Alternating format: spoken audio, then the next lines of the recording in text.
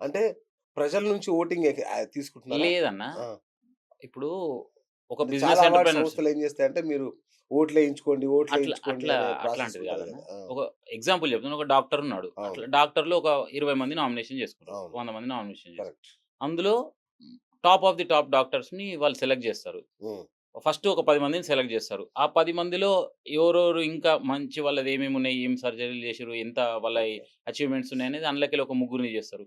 ఆ ముగ్గురికి వీళ్ళే ఐదుగురు కలిసి కూర్చొని డిసైడ్ చేసి అందులో టాప్ ఆఫ్ ది టాప్‌ని తీసి అవార్డ్ ఇస్తారు.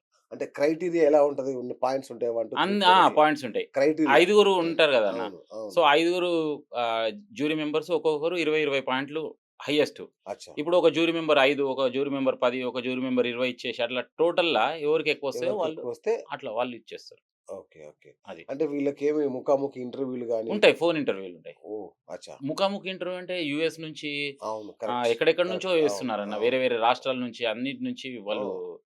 నామినేషన్స్ ఏస్తుర్రు. ఓకే. చేయలేము. ఫోన్ ఇంటర్వ్యూ ఉంటది. వండర్‌ఫుల్.